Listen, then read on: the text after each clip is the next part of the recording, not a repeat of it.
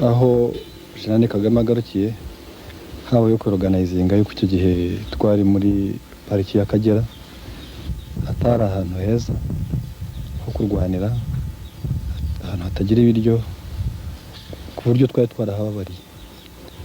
Iyo organization rero yabaye nuko twashatse ahandi hantu twakorera akazi, tuhitamo kujya mu birunga, bamwe muri twebwe abandi basigara mu Mutara.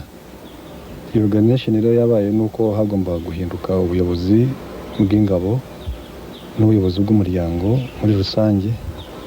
Ibyo rero uko byakozwe nuko twungutse abayobozi bashya kandi tukahindura naho twagomba gukorera hagendanye n'ibihe twari turimo muri iki. Abasirikare twari dufite tugitangira intambara bari bake ugereranije n'abo twagomba kurwana nabo, kandi twebwe yari intambara irimo Abanyarwanda, ariko leta yariho icyo gihe y'u Rwanda yiyambaje n'abandi Abanyekongo, yiyambaza n'abandi banyamahanga ndacyakora ari n'abazungu bagomba kuba barabyijemo. Igezo ni ingorane nyine zari zihari kubera yuko twarwanaga n'Abanyarwanda gusa, ariko byabaye ngo turwana n'abanyamahanga. Iyi yari ingorane.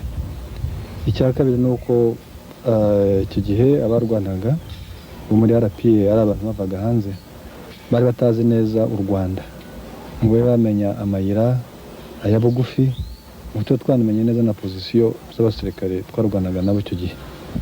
Iyo nayo ikaba ari ingorane ko tutari tuzi neza terrain y'u Rwanda. Izo nizo ngorane ebyiri cyane cyane zagaragaraga, ariko n'ingorane ya gatatu nayo nta kwibagiza, ni ingorane ijyana n'ibikoresho. Bo twarwanaga nabo bari muri leta, bafite amafaranga bashobora kugura ibikoresho byose bakeneye, twariko twakoreshaga ibikoresho twari twarasahuye ahandi, kandi igihe usahuye ahantu ntabwo hasahura kabiri, uhasahura rimwe. Urumva ko twari twaravanye ibikoresho twazanye tutashobora kubona ibindi. Ibyo twari dufite byari bike, ibindi twabonaga byadufashaga nuko abasirikare tugitangira urugamba, abasirikare bamaze imyaka myinshi barwana intambara ya gorilla, cyane cyane mu Buganda. Twari twararwanye igihe cyo gukuraho Obote, tukaba twararwanye intambara y'abandi barwanyaga leta y'u Buganda, nk'abo mujya mwumva Barakwena n'abakiri abandi bitwa Bakonyi. Icyo gihe rero twari dufite abasirikare bafite experience mu bintu by'intambara, ugasanga nayo yari advantage kuri twebwe. Urebye n'ikindi ni ideology ya RPM, ndumva twari dufite ideology yo gushaka gutaha dufite impamvu yumvikana, mara badukumiraga bo nta mpamvu bari bafite. Igihe ufite impamvu nziza nayo usanga ari advantage, cyane cyane igihe urwanya undi ufite impamvu mbi.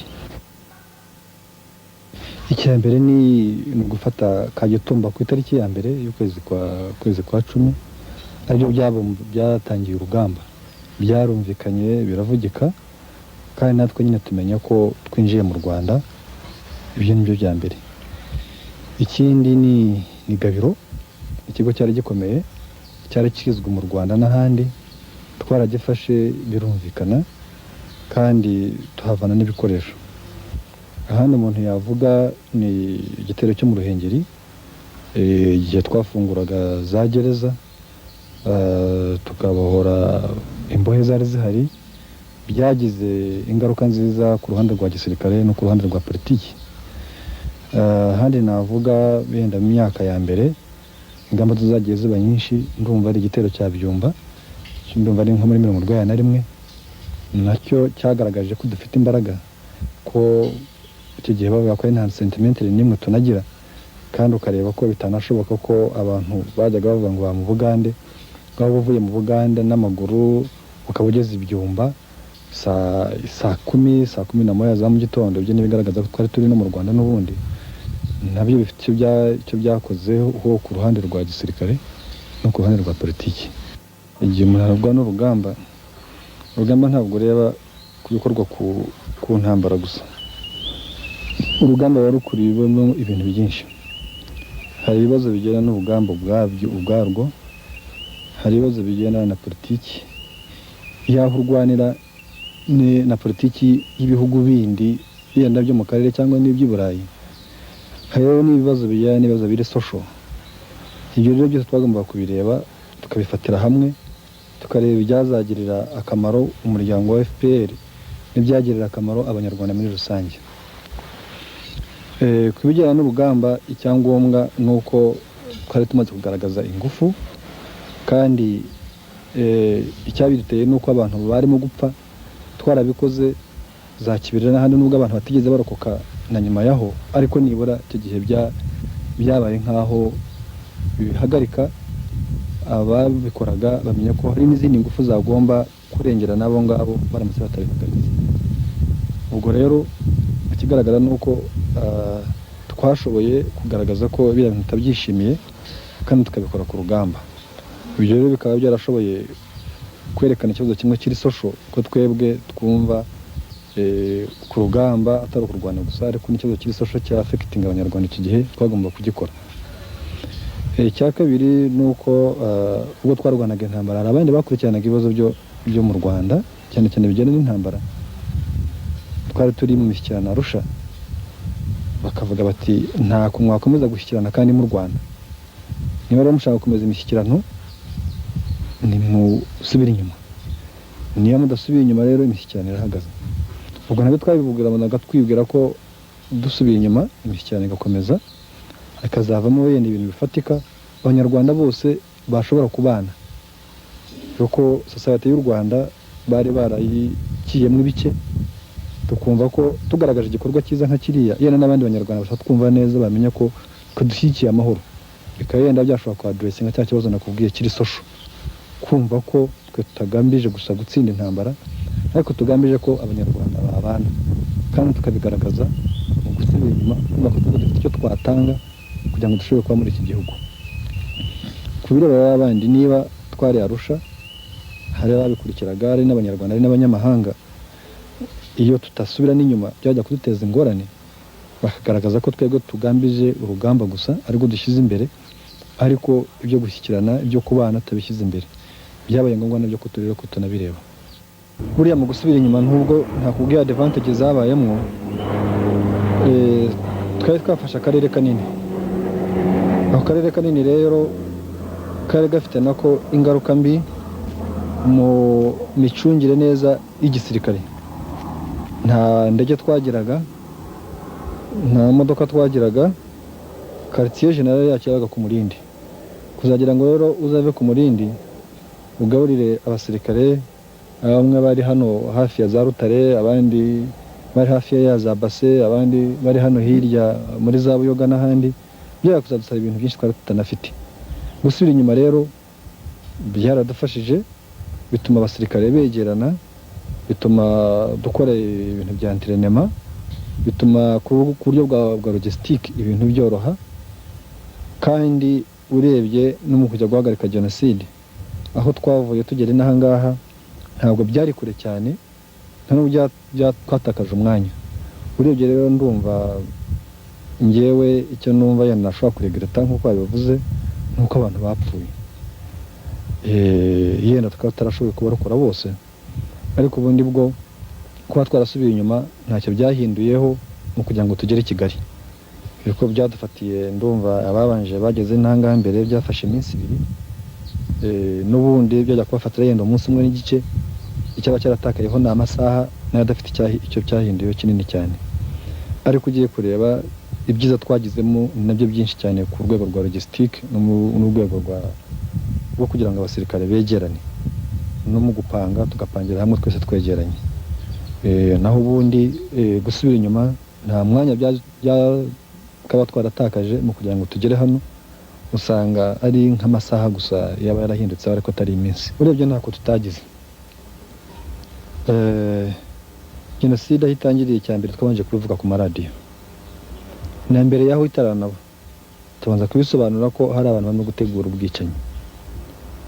Ibyo ni intera ya mbere kugira ngo n'abanyarwanda n'abanyamahanga bamenye ko iki gikorwa kibi kiriho.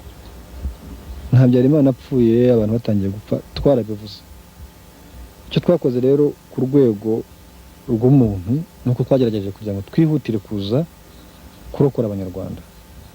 Abasirikare bamwe baciye inzira y'Umutara bakaba barokoye abaturage bamwe mu makomini ya za Gituza, ya Murambi, za Kayonza, Kuzaza, kugera no mu Bugesera. Abandi baturutse mu bice bya za Bwisige, muri Kinyami, muri za Gikomero, aho naho abaturage benshi bararokotse. Abandi baturutse mu bice bya za Mugambazi na Rutongo nabo bararokotse. Naho tugereye inaha ngaha hari abo twagiye turokora mu mujyi hano wa Kigali, ntabwo ari benshi, nuko abasirikare b'inkotanyi batashobora kugera ahantu hose, ntabwo bashobora kurwana ngo bashobore no kurokora abaturage bose babakorera icyarimwe, ariko ibyo twashoboye gukora twashoboye kubikora. Ahandi rero mumenye ko twarwanaga tunarokora, ariko hari n'ibikorwa bimwe icyo gihe abari abasirikare bagiye bakora byatumaga tutihuta bihagije, nko gucya intindo hariya muri za Gashora no gucya ibindi biraro bya za Rwabusoro. Ibyo rero byatumye tutinjira vuba muri Gitarama na Butare, kubera yuko byabaye nk'uko tugomba kubanza gukora ibyo biraro, bigatuma rero abaturage bo muri Gitarama no kuri ni Butare tudashobora kubarokora. Haje no kuvuga ikibazo cya zone turquoise, nayo yadukumiriye ituma tudashobora kugera ku Kibuye, Gikongoro n'Icyangugu. Aho naho abantu barahashirira bitewe nuko zone turquoise ubwayo yadukumiraga, kandi tutari twiteguye kurwana n'abasirikare b'inkotanyi no kurwana n'abafaransa no kurwana n'abazungu bose. Ibyo nabyo cyari ikibazo. Muri Byumba no ko muri Ruhengeri na Gisenyi n'ubundi jenoside yari imeze nkaho yarangiye kera. Imyaka yose na mbere y'intambara no mu ntambara kizakibirira aho mu Bagogwe n'ubundi bari barabamaze. Ariko nibuke neza ko ariho abasirikare benshi bari bakomeye bavukaga, bari bakomeye kuri Ruhengeri na Gisenyi, n'abahaguye mu gihe cy'intambara, nuko intambara yaho itigeze yihuta cyane, yuko ari bari bashyize ibikoresho byabo, bari bashyize ingufu nyinshi. Urebye rero icyo twakoze niko twihutiye vuba kurokora abantu muri ayo makomini n'amaprefecture nakubwiye, ariko hakaba harabaye n'inzitizi nyinshi zatumye tutabikora nk'uko twakabaye tubyifuza, kugira ngo abaturage bumve no kwagomba kugira ubumvisha. Ubwo nuko batagize ubumvisha neza ngo bumvishe bwangu, kimwe nuko n'ahandi bagiye bumva. Iyo yari impamvu imwe cyane, habayeho impamvu y'ubuyobozi butigeze bwumvisha cyane abaturage ngo bwitabire kubakengezamwo amatwara meza yo kubana. Icya kabiri cyabiteye nuko nakubwiye ko abenshi mu baturage bari barahunze, ko nko muri komini ya Kinigi ifite abaturage ndumva 32,000, ariko kuri abaturage 25,000 byari byarahunze. Ni ukuvuga ko noneho 80% y'abaturage bo muri aya makomini amwe bari barahunze batarabaga mu gihugu. Ni ukuvuga ko igihe abaturage bo mu Rwanda bigaga ko bakwiye kubana, ko igihugu gikwiye kuba icy'aba bose, bari abandi benshi bari hakurya ku Mugunga no mu yandi makambi biga ubwicanyi. Niyo mpamvu rero aho bagarukiye twagize biriya bibazo. Ikindi nuko hariho imibanire y'Abanyarwanda, aho kugira ngo umunyarwanda yumve ko icyambere ari igihugu, areba mwene wabo, akareba umwana we, akareba undi muntu wumva ko ari umuyobozi. Hariya hari abasirikare bakuru, bari bafite influence mu giturage. Ubu bamwe baragarutse barongera bagira iyo influence mu giturage, bituma noneho n'ubuyobozi buke bwari bwaranagiyeho bwo noneho ahubwo bwumva ko bwagize complex yo kumva ko batashobora kumvira abandi bategekaga kera. Hakaba hariho n'abandi bantu b'injujuke babiyungiye mu giturage, nabo nta bindi bintu bigisha genocide bavanye ku Mugunga. Gasanga rero ubu ngubu turimo kurwana ukuntu twabona ko twakwigisha noneho kubana n'ubwicanyi, tugomba kurwana noneho n'abandi bari bafite influence mu giturage. Niyo mpamvu rero izo mpamvu ebyiri, ubuyobozi bwarashyizeho ingufu zikomeye bwariho muri aya maprefecture kugira ngo abantu bumve vuba. Ikindi nuko hari abantu benshi cyane bari hanze baruta abari mu gihugu, bakaba none barazanye amatwara mabi, bigatuma n'abari batangiye kujya amatwara meza nabo bahinduka bagatangira gushyikirana n'abari. Twamubajije amanota ashobora gutanga ku mutekano muri rusange mu gihugu cyose. Kuva mu kwezi kwa kabiri kugeza ubu ngubu abaturage hafi 88% bamaze kugaruka, haba muri Rwerere, haba muri Mutura, haba muri za Kinigi, haba muri za Nkuri, haba muri za Mukingo, bitandukanije n'umwanzi. N'ikimenyemenye no kungu dufite abitwa abaresista, aribo nakwita nk'abari intera hamwe, dufite ibihumbi bigera ku 8,000 bagenda bitandukanye n'umwanzi ubu ngubu babona n'ingabo z'igihugu, ari abantu barwanaga bakaba baragarutse n'abaturage ubwabo bakaba baragarutse. Hari ikindi kigaragara nuko n'abandi bari abayobozi bamwe mu gihe cya genocide bagiye banafungwa bakabavana mu buroko, ubu bitandukanye n'umwanzi bakaba baragarutse muri za Rwerere.